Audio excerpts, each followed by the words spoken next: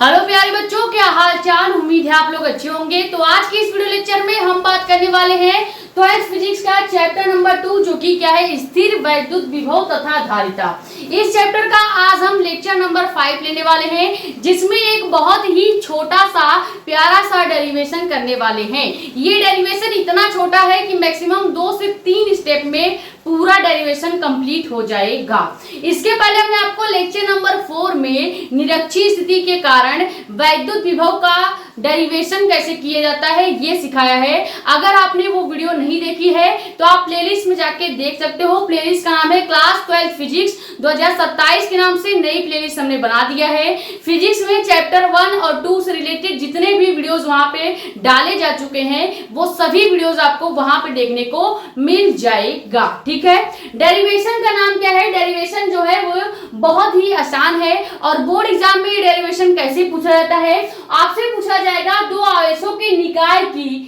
स्थितिज ऊर्जा का व्यंजक ज्ञात कीजिए। अब स्थितिज ऊर्जा आपको पता है कि इसको U से रिप्रेजेंट किया जाता है। और हम पहले ही बता दें, जब आपको कोई भी ऊर्जा निकालना हो, चाहे स्थितिज ऊर्जा हो या नॉर्मल ऊर्जा का डेरिवेशन करना हो, तो आपको कुछ नहीं करना है, केवल लगने वाला कार्य का फॉर्मूला निकालना पड़ेगा।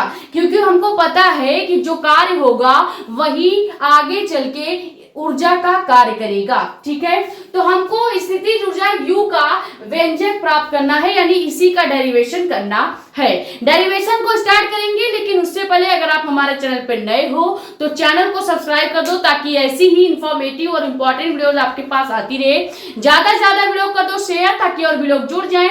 बाकी अपने कोई भी कमेंट या डाउट हो आप यहाँ यूट्यूब पे भी पूछ सकते हो, या हमारा इंस्टाग्राम आईडी भी है मेडिको स्पेन साक्षी मिश्रा के नाम से, वहां पे भी अपने डाउट्स पूछ सकते हैं। डेरिवेशन को करते हैं। डेरिवेशन बहुत ही ज्यादा आसान है। इसमें आपको बोला क्या गया है कि आपको दो आवेश लेना है और आवेश के निकाय के कारण ही स्थितिज ऊर्जा का व्यंजक निकालना है।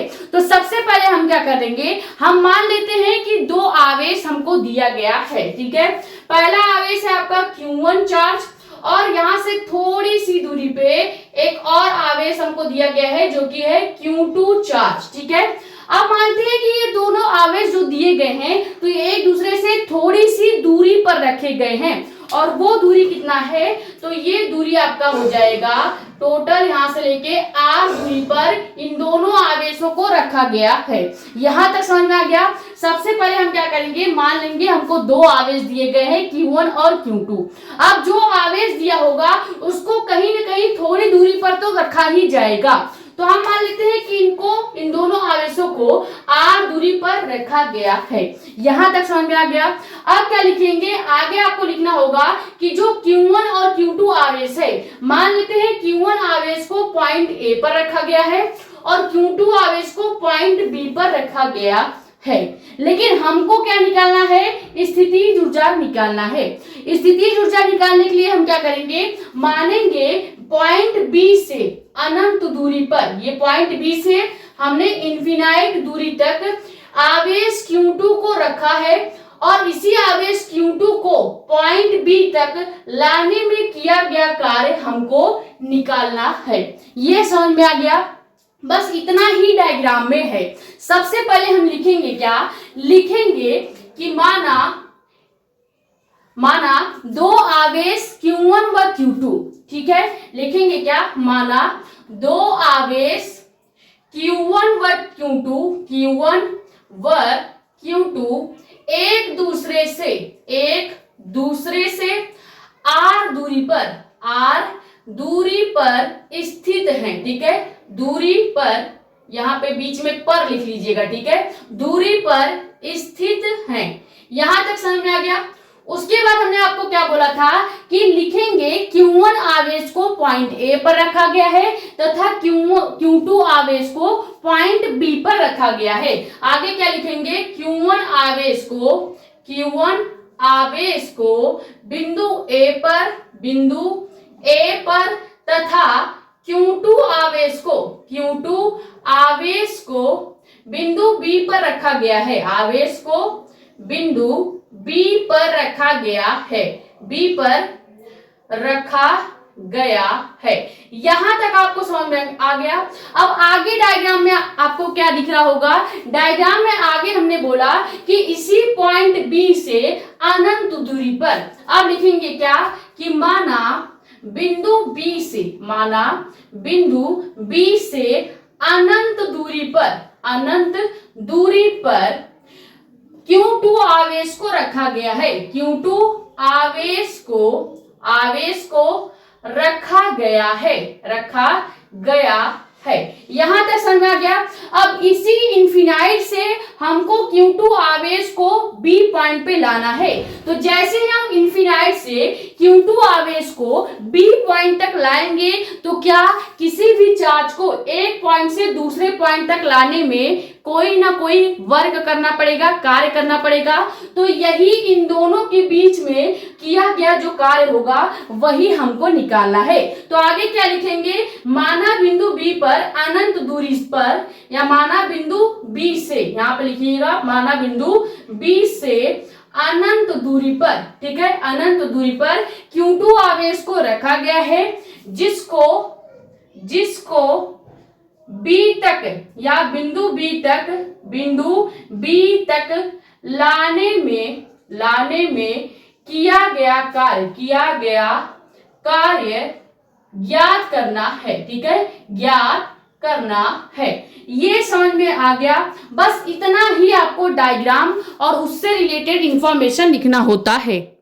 तो लाइट बीच में कट गई थी, उसका आप टेंशन मत लीजिए, इतना एडजस्ट कर लीजिएगा। अब ये समझ में आ गया आपको कि नहीं। सबसे पहले हमने कुछ नहीं किया, केवल दो चार्ज लेना है। उन दोनों चार्ज को एक दूसरे से थोड़ी सी दूरी पर रखेंगे और मान लेंगे ये दूरी कितनी है, R दूरी है, ठीक है। आगे क्या लिखेंगे कि जो Q1 आवेश है ये पॉइंट A पर है और Q2 आवेश पॉइंट B पर रखा गया है। यहां तक समझ में आ गया। लेकिन हमको निकालना है स्थितिज ऊर्जा, और स्थितिज ऊर्जा तब निकलेगा जब हमको कार्य का फॉर्मूला पता चलेगा, क्योंकि जो कार्य होता है वही स्थितिज ऊर्जा के रूप में कार्य करता है। तो यहां तक आपको समझ में आ गया। लाइट बीच में बिगड़ रही क्योंकि मैंने होल्डर पे लाइट लगाया है और वो थोड़ा सा ना शॉर्ट कर रहा है, ठीक है। अब ध्यान से देखिएगा, हम क्या करेंगे, इन्फिनाइट से Q2 आवेश को पॉइंट B पर लेके आए हैं। तो जब हम इन्फिनाइट से Q2 आवेश को पॉइंट B पर लेके आएंगे तो कोई ना कोई वर्क करना पड़ेगा, कार्य करना पड़ेगा, और यही कार्य जो होगा वो स्थितिज ऊर्जा के रूप में कार्य करेगा। तो अब यहां से डेरिवेशन आप स्टार्ट करेंगे।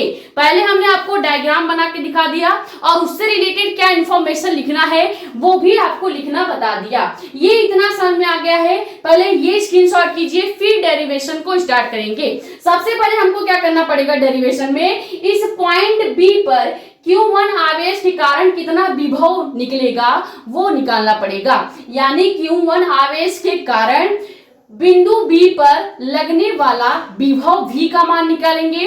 वो इसलिए निकाला जाता है ताकि जब हम इन्फिनाइट से पॉइंट B तक Q2 आवेश को लेके आए तो कार्य का जो फॉर्मूला होगा वहां पे आपको विभव का फॉर्मूला लगाना पड़ेगा। इसीलिए कार्य के फॉर्मूले में विभव आएगा। इसीलिए पहले हम Q2 आवेश के कारण पॉइंट B पर लगने वाला विभव निकालेंगे। यहां तक समझ में आ गया। पहले ये स्क्रीनशॉट कर लीजिए।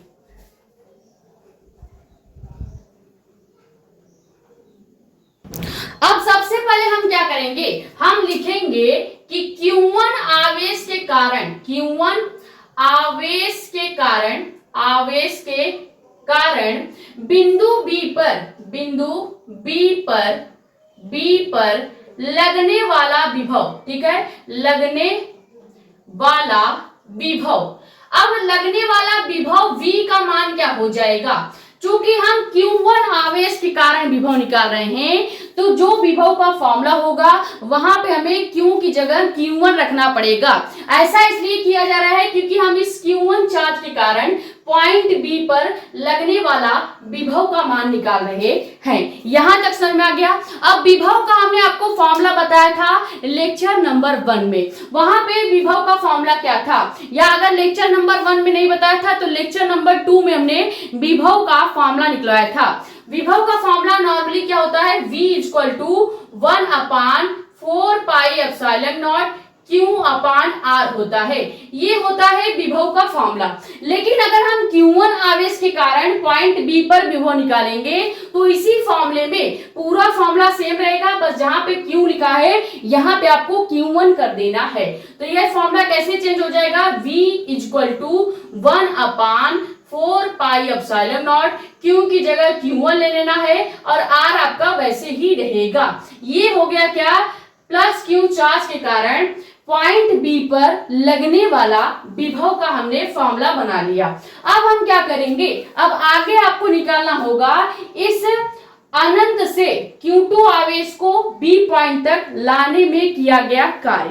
तो आगे क्या लिखेंगे, आगे का जो डेरिवेशन है हम यहाँ पे करते हैं, ठीक है। आगे आप हेडिंग डालेंगे क्या कि Q2 आवेश के कारण या Q2 आवेश को, ठीक है, Q2 आवेश को अनंत से, अनंत यानी इन्फिनाइट से बिंदु B तक लाने में किया गया कार्य, ठीक है, किया गया कार्य। अब कार्य आपको कैसे निकालना पड़ेगा, कार्य के लिए आप W का फॉर्मूला यूज करेंगे। अब हम क्या कर रहे हैं, इस Q2 आवेश को इन्फिनाइट से पॉइंट B पर लेके आ रहे हैं। तो जब आप Q2 आवेश को इन्फिनाइट से पॉइंट B तक ले आएंगे तो जाहिर सी बात है कोई ना कोई कार्य आपको करना पड़ेगा। तो यहाँ पे कार्य का फॉर्मूला क्या लगेगा, कार्य का फॉर्मूला लगेगा W equal to V into Q2 हो जाएगा। अब आपका सवाल होना चाहिए कि कार्य का फॉर्मूला ये तो नहीं होता है, यहाँ पे कार्य का फॉर्मूला ये कैसे हो गया है। तो ध्यान से देखिएगा ये कार्य का फॉर्मूला कैसे बना है, पहले ये आपको समझाते हैं। देखो विभव का फॉर्मूला होता है, जब हमने आपको विभव बताया था पहले लेक्चर में तो वहां क्यों आपको विभव का फॉर्मूला क्या बताए थे, V इक्वल टू कार्य अपान धन परीक्षण आवेश, यही बताया था। अब यहां से अगर हम कार्य का फॉर्मूला बनाएं तो क्या हम W equal to V into Q0 लिख सकते हैं, Q0 लिख सकते हैं। यहां से हमने कार्य का फॉर्मूला बनाया है। अब ध्यान से देखिए विभव V इक्वल टू कार्य बटे धन परीक्षण आवेश होता है। अब यहां से अगर हम कार्य का फॉर्मूला विभव के फॉर्मूले से बनाएं तो हो जाएगा क्या, W equal to V into Q0 हो जाएगा।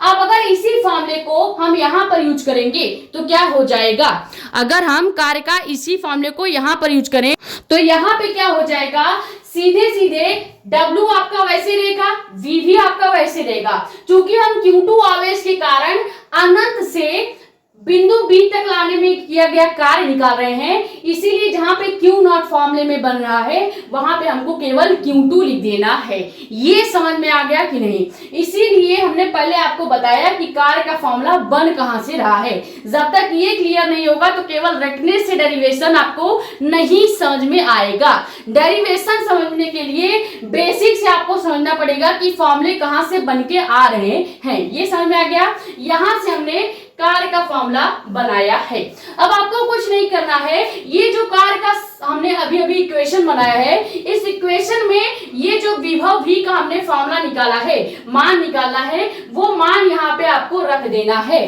तो जब आप इसमें मान रखेंगे तो यहाँ से कार्य का मान निकल जाएगा, कार्य का फॉर्मूला निकल जाएगा, और जो कार्य का फॉर्मूला होगा वही स्थितिज ऊर्जा का भी फॉर्मूला होगा। ठीक है, तो यहाँ पे क्या करेंगे, हम यहाँ पे W का मान इधर रख के आपको बताते हैं। तो यहाँ पे सिंपली W आपका वैसे ही रहेगा, V का मान क्या है 1/4 pi epsilon not Q1 upon R है। ठीक है, अब यहाँ पे हमको Q2 से गुणा भी करना है, तो हम क्या करेंगे, इसके बाद में Q2 से हम गुणा कर देंगे। यहां तक आपको समझ में आया या नहीं? हमने कुछ नहीं किया है, केवल कार्य का जो फॉर्मूला है W equal to V into Q2, यहाँ पे केवल इस V का मान रखेंगे। अब V का मान पहले से हमने निकाल रखा था 1/4 pi epsilon not Q1 upon R।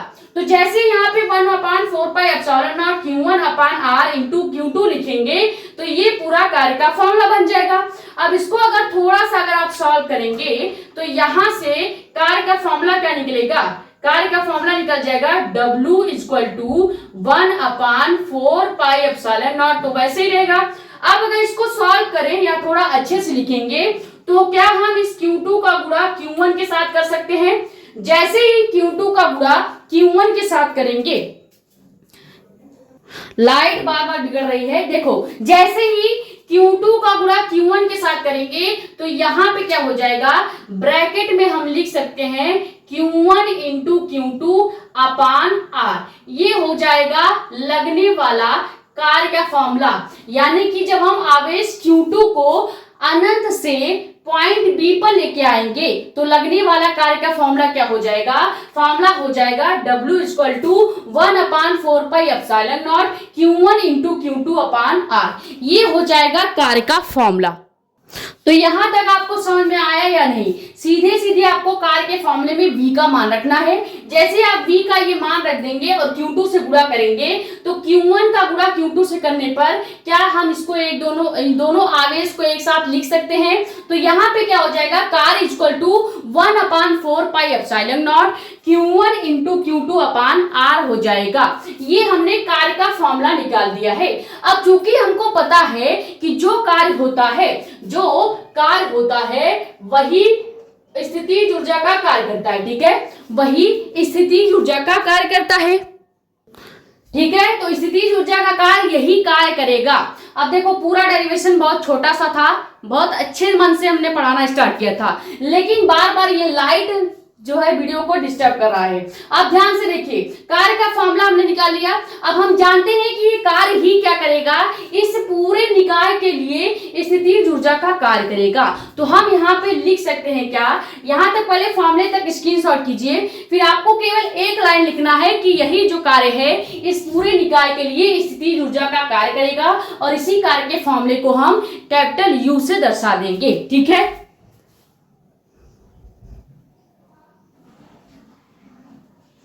तो अब आप आगे क्या लिखेंगे कि यही जो कार्य है निकाय में स्थितिज ऊर्जा के रूप में कार्य कर रहा है, अतः हम लिख सकते हैं इसी कार्य के फॉर्मूले को लिखेंगे स्थितिज ऊर्जा U इक्वल टू, पूरा फॉर्मूला वही रहेगा 1/4πε0 और यहाँ पे Q1 into Q2 upon R हो जाएगा। ये समझ में आया या नहीं? यही हमारा क्या होता है, दो आवेशों के निकाय के लिए स्थितिज ऊर्जा का फॉर्मूला या व्यंजक हमने निकाल लिया है। सबसे पहले आपको क्या करना होता है डेरिवेशन में, इस Q1 चार्ज के कारण पॉइंट बी पर विभव निकालना होगा। विभव का जो फॉर्मूला होगा पूरा फॉर्मूला आपको वही रखना पड़ेगा, बस फॉर्मूले में जहां पे Q था वहां पे आपको Q1 रख देना है, बस Q1 रख देंगे, वो बन जाएगा विभव का फॉर्मूला Q1 आवेश के कारण पॉइंट बी पर।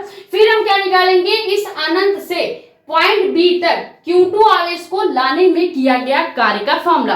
अब कार्य का फॉर्मूला हमने कहां से बनाया, तो विभव V इक्वल टू कार्य अपान Q0 होता है। इसको हम अगर कार्य के लिए चेंज करेंगे तो V इंटू Q0 हो जाएगा। अब जहां पे Q0 रहेगा वहां पे हम Q2 लिख देंगे, क्यों, क्योंकि हम Q2 आवेश को ही पॉइंट B तक ला रहे हैं, तो यहाँ पे इसीलिए हमने Q2 रख दिया है। अब क्या करना है, सीधे सिंपल आपको यहाँ पे जो फॉर्मूला बनेगा कार्य का, वहां पे विभव V का मान रखना है।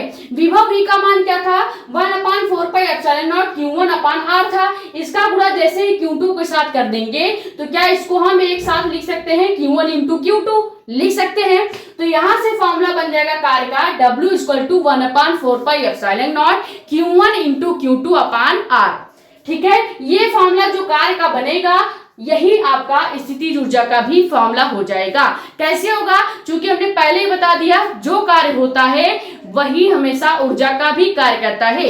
अगर आपको स्थितिज ऊर्जा निकालना होगा तो भी आप कार्य को ही निकालेंगे, अगर आपको गतिज ऊर्जा निकालना होगा तो भी आप कार्य को निकालेंगे। मतलब किसी भी टाइप का ऊर्जा अगर आपको निकालना है, एनर्जी अगर आपको निकालना है, तो सबसे पहले आपको कार्य यानी वर्क का फॉर्मूला बनाना पड़ेगा और उसका मेन इक्वेशन निकालना पड़ेगा। जैसे ही आप वर्क का फॉर्मूला बना लेंगे, यहाँ पे आपको सीधे वही फॉर्मूला स्थितिज ऊर्जा U के लिए कन्वर्ट कर देना है, यानी पूरा फॉर्मूला सेम रहेगा, बस यहाँ पे कैपिटल U लगा देना है। समझ में आ गया? इतना ही छोटा सा डेरिवेशन था। डेरिवेशन और भी अच्छे से एक्सप्लेन किया जा सकता था अगर बीच बीच में ये लाइट कबाड़ा बंद नहीं होता, ठीक है।